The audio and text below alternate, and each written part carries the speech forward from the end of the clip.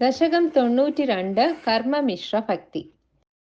वेदैः सर्वाणि कर्माण्यफलपरतया वर्णितानीति बुद्ध्वा तानि त्वय्यर्पितान्येव हि समनुचरन् यानि नैष्कर्म्यमीश।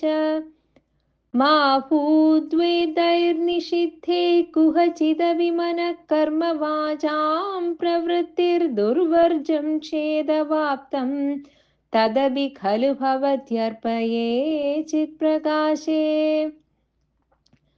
यस्त्वन्यकर्मयोगस्तव भजनमयस्तत्र चाभीष्टमूर्तिम् हृद्यां सत्त्वैकरूपां दृशति हृदि मृदि क्वापि वा भावयित्वा पुष्पैर्गन्धैर्निवेद्यैरपि च विरचितैः शक्तिदो भक्तिपूतैर्नित्यं वर्यां सपर्यां विदधदै विभो त्वत्प्रसादं भजेयम्।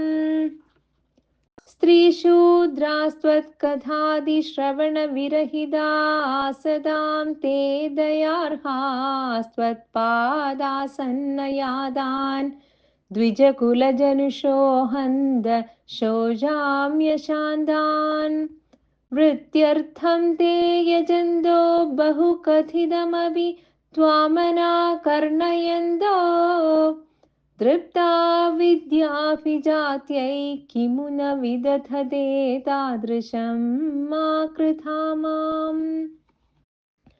पापोऽयं कृष्णरामेत्यभिलपति निजं गूहितुं दुश्चरित्रम् निर्लज्जस्यास्य वाचा बहुतरकथनीयानि मे विघ्नितानि प्रादामे वन्ध्यशीलो भजति किल सदा विष्णुमित्थं बुधांस्ते निन्दन्त्युच्चैर्हसन्ति त्वयि निहितमदींस्तादृशं मा कृथा माम्।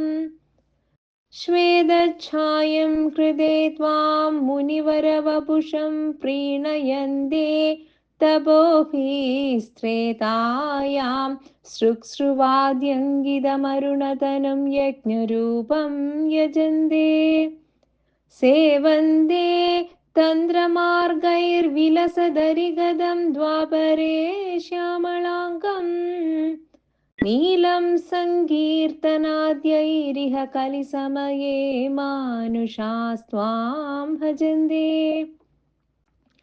सोऽयं कालेयकालो जयति मुररिपो यत्र सङ्कीर्तनाद्यैर्निर्यत्नैरेव मार्गैरखिलद न चिरास्त्वत्प्रसादं भजन्ते जादास्त्रेदा कृदादावपि हि किल कलौ सम्भवं कामयन्ते दैवा तत्रैव जादान् विषयविशरसैर्मा विभो वञ्चयास्मान् भक्तास्तावत् कलौ स्युर्द्रमिळभुवि ततो भूरिशस्तत्र चोच्चैः कावेरीं ताम्रपर्णीमनुकिल कृतमालां च पुण्यां प्रतीचीम् हा मामप्येतदन्तर्भवमपि च विभो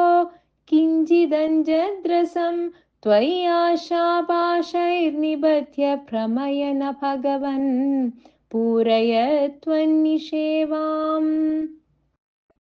दृष्ट्वा धर्मद्रुहं तं कलिमपकरुणं प्राङ्महीक्षित् परीक्षिद्धन्तुं व्याकृष्टखड्गो विनिहतवान् सारवेदी गुणांशात् त्वत्सेवाद्याशु सिद्धेद सदिह न तथा त्वत्परे चैष भीरुर्यत्तु प्रागेव रोगादिभिरपहरते तत्र हा शिक्षयैनम् गङ्गा गीता च गायत्र्यपि च तुलसिका गोपिका चन्दनं तद् साळग्रामाभिपूजा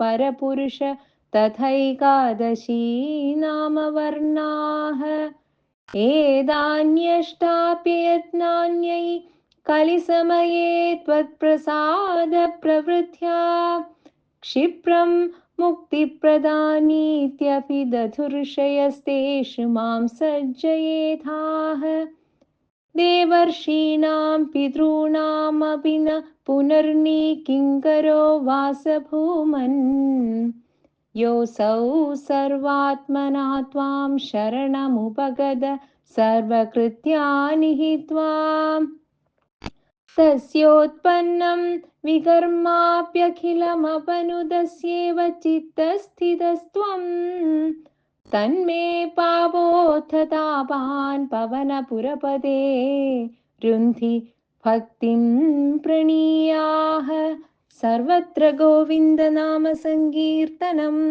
गोविन्द गोविन्द।